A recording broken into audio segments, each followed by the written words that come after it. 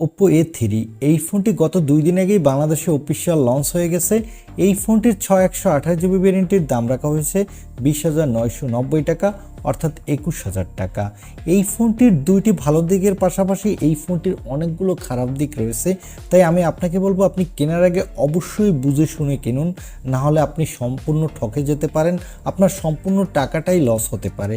আজকের এই ভিডিওতে এই ফোনটির ভালো দিকের পাশাপাশি এই ফোনটির খারাপ দিক জানাবো, কেন এই ফোনটি আপনার জন্য কেনা ঠিক হবে না তাও জানতে পারবেন এই ভিডিওতে। তাই চলুন আর কথা না বাড়িয়ে সরাসরি চলে যাই মূল ভিডিওতে।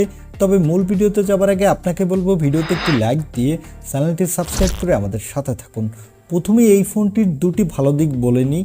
এই ফোনটির ভালো দিক হলো এই ফোনটি খুবই শক্তপোক্ত ফোন, তাই এই ফোনটি যদি আপনার হাত থেকে পড়ে যায় কোনো ধরনের কোনো সমস্যা হবে না।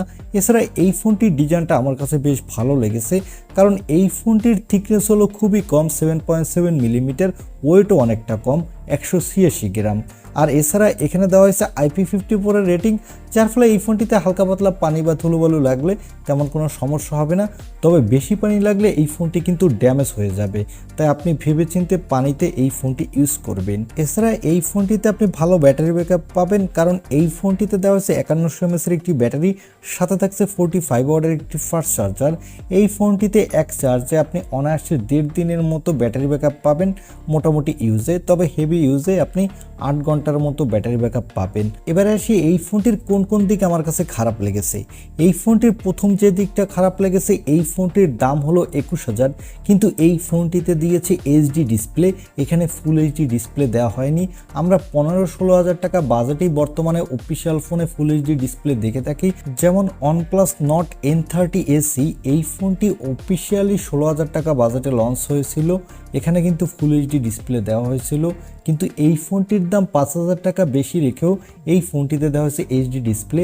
তাই যারা মোবাইলে বেশি পরিমাণে ভিডিও দেখে থাকেন তারা ভালো ভিডিও উপভোগ করতে পারবেন না এইচডি ডিসপ্লে হওয়ার কারণে, তাই এই ডিসপ্লেটা অনেকটাই পিছিয়ে থাকবে বাজেট বিবেচনায়। এবারে আসি এই ফোনটি না কেনার 2 নম্বর কারণে। এই ফোনটি আপনি কেন কিনবেন না, এর 2 নম্বর কারণ হলো এই ফোনটির চিপসেট। কারণ এই ফোনটিতে যে চিপসেটটি ইউজ করা হয়েছে স্ন্যাপড্রাগনের 6S Gen 1 চিপসেট, এই চিপসেটটি কিন্তু স্ন্যাপড্রাগনের নতুন একটি চিপসেট। এই চিপসেটটি দিয়ে আপনি মোটামুটি গেমিং করতে পারবেন। এর পারফরমেন্স যদি আমি মিডিয়াটেকের চিপসেটের সাথে কম্পেয়ার করি, তাহলে এর পারফরমেন্স মিডিয়াটেকের হেলিও G88 এর মতো। বর্তমান মার্কেটে এমন অনেক ফোনই পাবেন যেখানে মিডিয়াটেকের হেলিও G88 চিপসেটটি ইউজ করা হয়েছে, দাম রাখা হয়েছে 16 থেকে 17,000 টাকা বা 15,000 টাকা বাজেটের মধ্যেও পাবেন, কিন্তু এই ফোনটির দাম 21,000 টাকা রেখেও এখানে যদি মিডিয়াটেকের হেলিও G99 এর মতো চিপসেট ইউজ করতো, তাহলে এই ফোনটি দিয়ে আপনি এই বাজেটের মধ্যে বেস্ট গেমিংই করতে পারতেন। তাই এই ফোনটি গেমিংয়ের ক্ষেত্রে অনেকটাই পিছিয়ে থাকবে।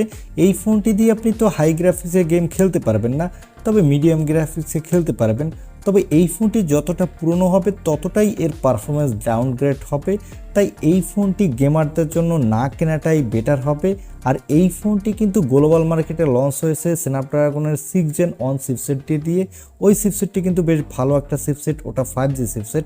ওই চিপসেটটা দিয়ে যদি লঞ্চ হতো তাহলে এক কথায় জোস হতো। এবারে আসি এই ফোনটি না কেনার 3 নম্বর কারণ। এই ফোনটি না কেনার 3 নম্বর কারণ হলো এই ফোনটির ক্যামেরা।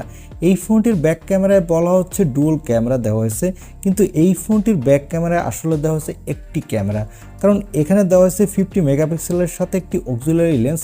আসলে এই অক্সিলারি লেন্সগুলো আমাদের ডে টু লাইফে কোনো কাজেই আসে না, তাই আপনি বলতে পারেন সিঙ্গেল ক্যামেরা।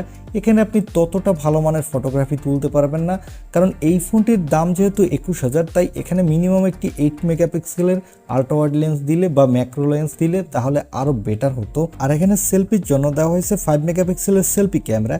এই ক্যামেরাটা দিয়ে আপনি ফুল এইচডি ভিডিও রেকর্ড করতে পারবেন।